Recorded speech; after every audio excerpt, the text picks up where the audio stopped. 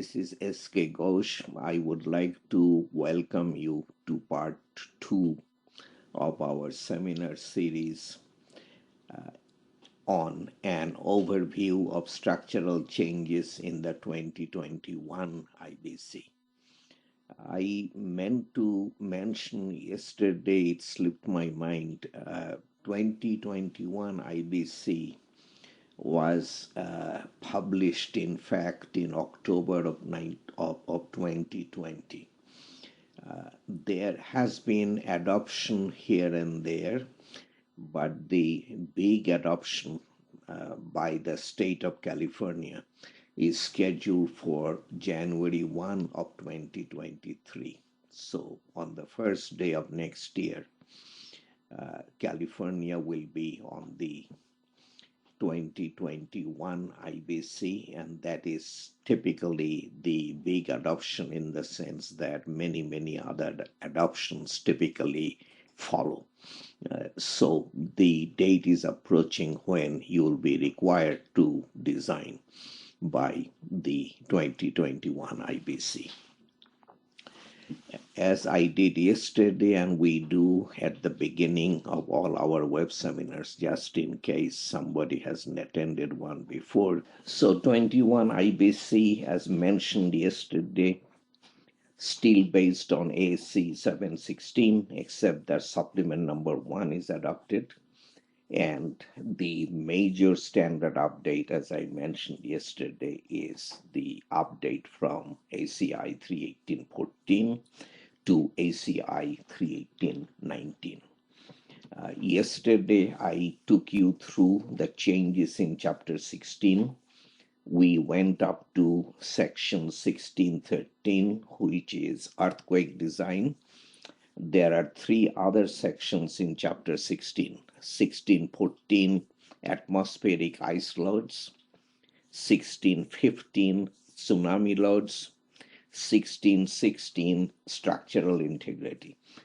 Those 3 sections have not changed at all from the 2018 to the 2021 IBC, so there was nothing to discuss. So we will start today with Chapter 17, testing and inspections. Okay, and in this chapter there are changes, as you will see. Some of them are relatively important. The first change is in structural observation, and there used to be, until 2018, structural observation, then structural observation for seismic resistance, and then structural observation for wind. Those structural observation for seismic resistance and structural observation for wind have been deleted. There is basically a consolidation. What those sections used to require are now also going to be required without having to have 3 separate sections. Okay. Here are the changes. Where required by the provisions of Section 170461, that is structural observation, and then 62 used to be structural observation for seismic resistance, that is struck, and structural observation for high wind, 170463, that is struck. Okay. So where required by the provisions of section such and such, the owner or the owner's authorized agent shall employ a registered structural professional to perform structural observations. That's unchanged.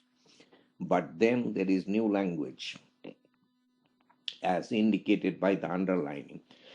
The structural observer shall visually observe representative locations of structural systems, details, and load paths for general conformance to the approved construction documents.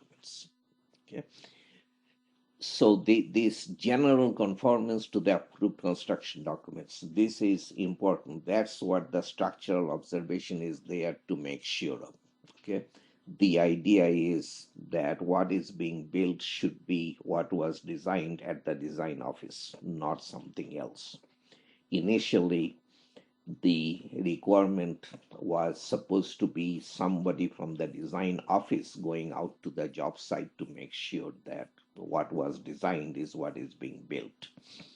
But then there were major liability concerns. If somebody from the design office goes out to the job site, liability will attach to the design office and so forth.